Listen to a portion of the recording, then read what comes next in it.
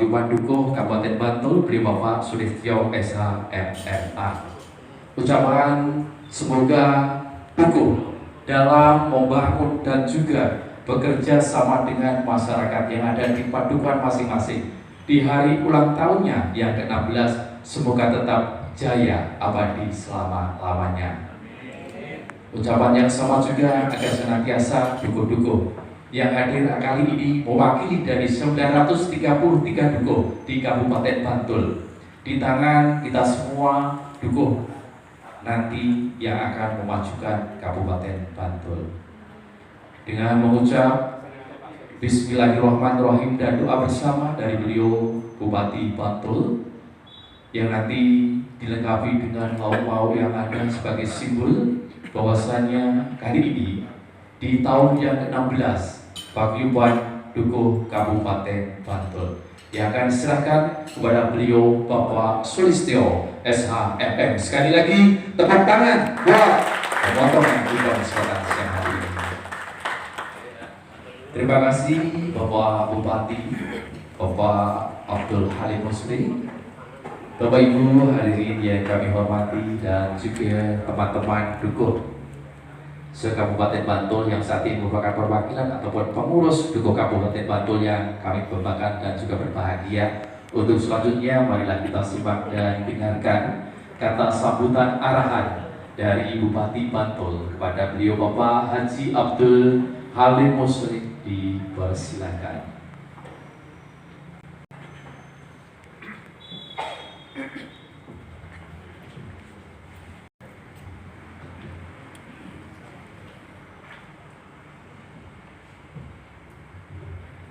Assalamualaikum warahmatullahi wabarakatuh. Selamat sore, salam sejahtera untuk kita semua. Yang saya hormati Ketua Pandu Kabupaten Bantul Bapak Sulistyo SH MMA. Yang saya hormati para pengurus dan anggota Paguyuban Dukuh se-Kabupaten Bantul dan hadirin sekalian yang berbahagia.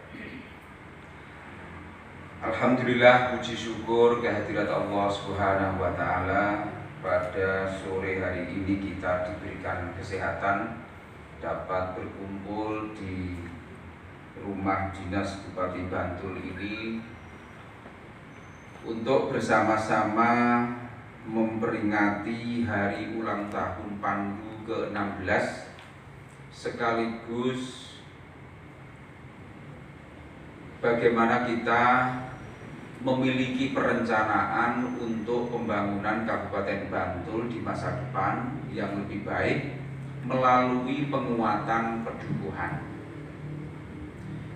Karena itu saya mengucapkan selamat ulang tahun dan terima kasih serta apresiasi yang setinggi-tingginya kepada seluruh Dukuh se-Kabupaten Bantul yang selama ini memperlihatkan komitmennya, memperlihatkan kesungguhannya di dalam membawa masyarakat warga pedukuhan untuk bersama-sama membangun Kabupaten Bantul.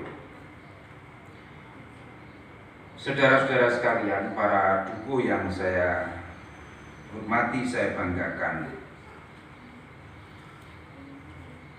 kita sebagai warga Bantul tentu memiliki keinginan dan harapan akan datangnya hari depan yang lebih baik, kondisi Bantul yang lebih baik, kondisi perdukuhan kita yang lebih baik, yang lebih mensejahterakan, baik itu warganya hingga para pamongnya, termasuk para Dukuh, sehingga perencanaan akan peningkatan pendapatan, kesejahteraan ini terus-menerus kita lakukan.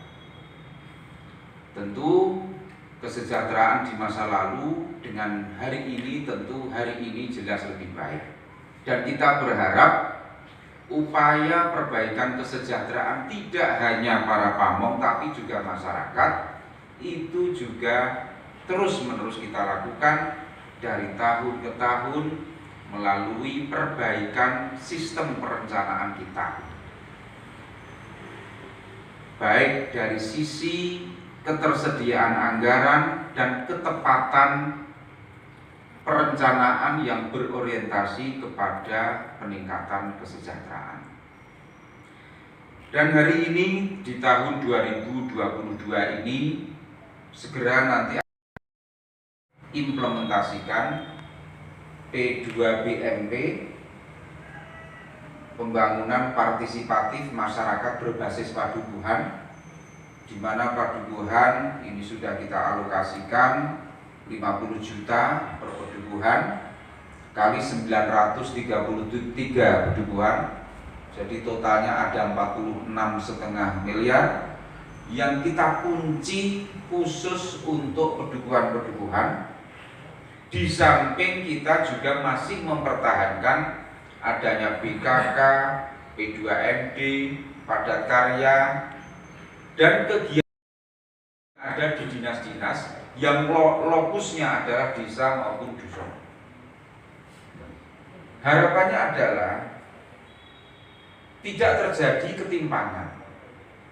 Sebelum program ini dimulai P2BMP, ya, saya mendapatkan informasi dari DPMK Dinas Pemberdayaan Masyarakat dan Kelurahan tentang peta penyebaran BKK, Bantuan Keuangan Khusus, dan P2MD, Pembangunan Partisipatif Masyarakat Desa, P2MD. Ya, ternyata saya menemukan adanya ketimpangan-ketimpangan yang cukup signifikan. Ada desa kelurahan yang mendapatkan BKK P2MD itu lebih dari 2 miliar. Ada, tidak usah saya sebutkan desanya ya. Tetapi ada desa atau kelurahan yang hanya mendapatkan 300 juta per tahun. Jadi timpang sekali. Nah, saya meneliti kenapa ini bisa terjadi. Saya teliti betul itu. BKK itu berasal dari pokir, pokok-pokok pikiran dewan, ya toh. Kemudian saya teliti 45 anggota dewan di dalam mentasarufkan, merekomendasikan BKK. Itu tidak imbang di setiap dapil. Misalnya dapil X, di sana ada anggota dewan Sutonoyo Dadap Waru, ya kan?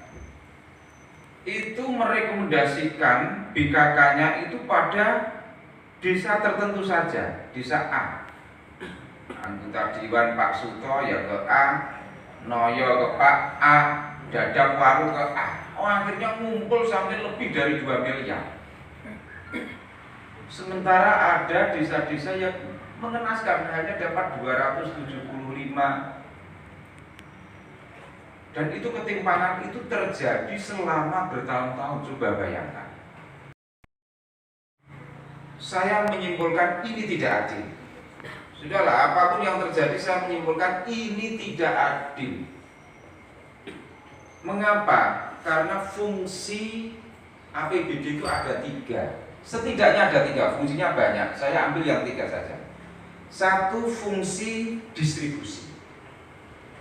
Fungsi distribusi itu fungsi membagi keuangan daerah kepada seluruh wilayah desa dukung secara adil. Nomor 2, fungsi alokasi, yaitu mengalokasikan setiap kegiatan yang memang diamanatkan oleh peraturan perundang-undangan. Pendidikan harus ada di alokasinya, kesehatan harus ada alokasinya melalui dinas-dinas atau lembaga yang lain. Yang ketiga, fungsi stabilisasi.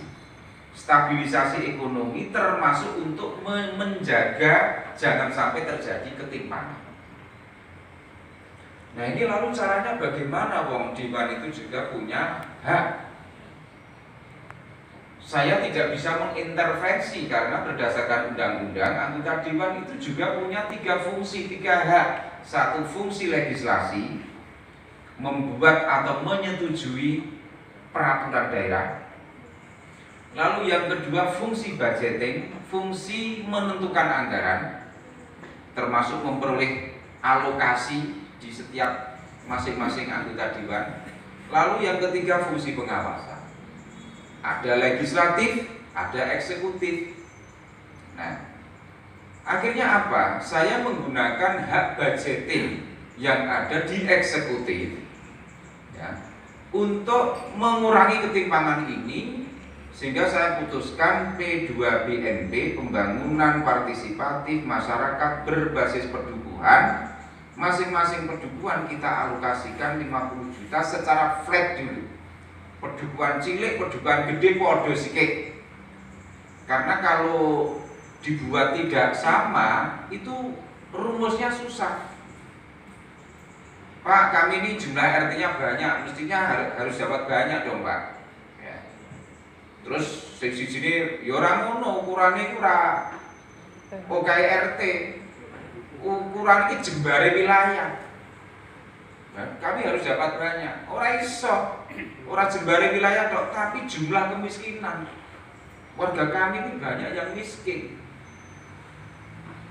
Nah, orang iso, orang jumlah, orang oke jumlah RT, orang oke jembare wilayah, orang oke warga miskin, tapi oke penduduk. Semua wes timbang do padu berkepanjangan, ya, padu berkelanjutan. Sudahlah, ini memang harus diputuskan. Ya, setiap keputusan pasti ada yang puas, ada yang tidak puas.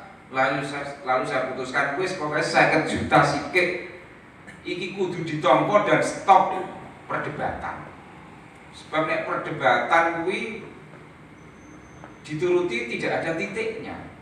Karena masing-masing orang selalu membawa sudut pandangnya, paradigmanya masing-masing, orang ketemu karo siji.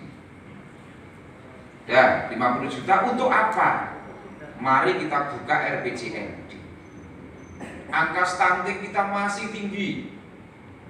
Angka indeks lingkungan hidup kita juga masih rendah. Kemudian kita juga harus memperhatikan pendidikan mulai dari anak usia dini. SMP, SD ini ditangani oleh Dinas Pendidikan. SMA provinsi, perguruan tinggi pusat. Tapi yang PAUD milik desa ini harus juga diobaiki. Posyandu harus diberikan anggaran yang memadai agar kader-kader itu tetap semangat untuk membantu pembangunan sektor kesehatan, ya, memantau ibu-ibu hamil, memantau anak-anak balita kita, ojo nganti kurang gizi, ojo nganti stunting. Stunting itu bahaya waktu, ya. Stunting itu mesti pendek, pendek stunting. Tapi aja khawatir, sing pendek urung mesti stunting, ngono lho. Ya. Nek pendek, nek stunting itu pasti pendek, tapi kalau pendek belum tentu stunting. Artinya stunting itu yo wonge pendek, intelektualitasnya akal itu kurang, terus mentalitasnya itu terganggu. Terus nemen mesake kalau ada bayi lahir stunting, kasihan betul ya. Harus dicegah. Caranya bagaimana? Ya, memenuhi gizi bagi ibu-ibu hamil. Maka Pak Jugo walaupun bapak-bapak ini kudu ya apal, masa dusun iki sing hamil sapa wae dihafalke.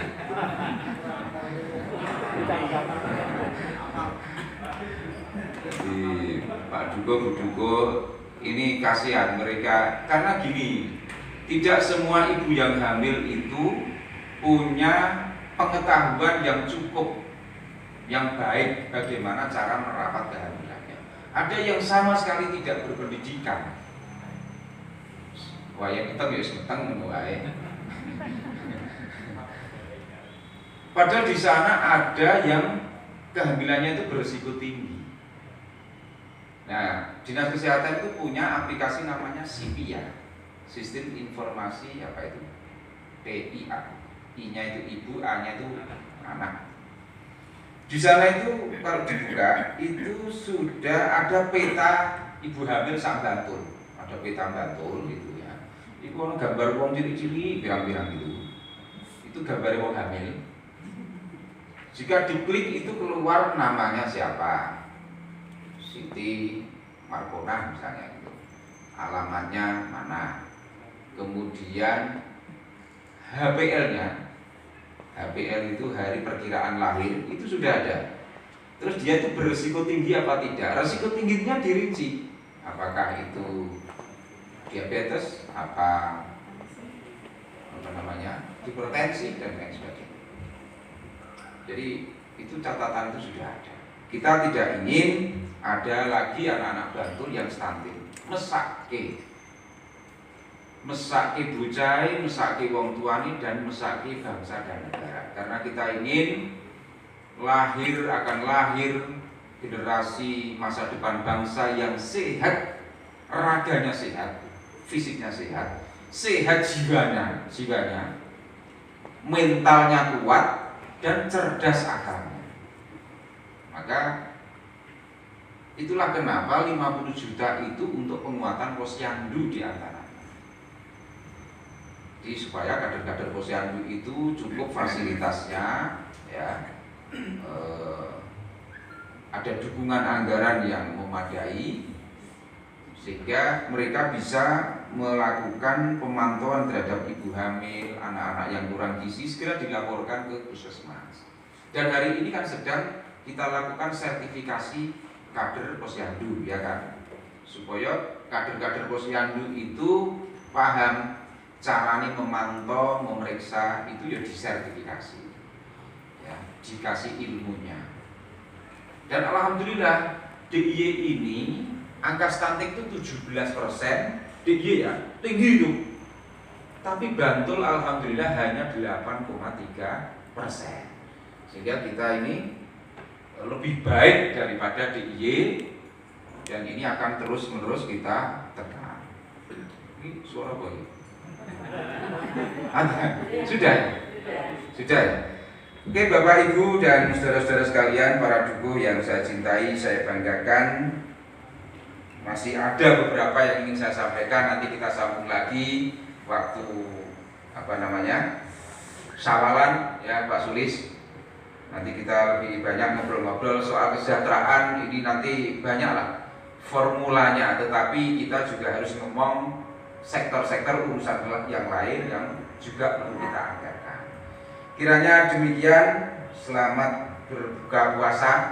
Mudah-mudahan puasa kita, ibadah kita diterima di sisi Allah Subhanahu wa Ta'ala. Terima kasih. Wassalamualaikum warahmatullahi wabarakatuh. Terima kasih tepuk tangan untuk Bapak Haji Abdul Al Muslim yang pada kesempatan sore hari ini telah memberikan arahannya dukung. Bapak Ibu hadirin yang kami hormati, karena acara kesempatan sore hari ini telah sampai di penghujung acara, yaitu penutup.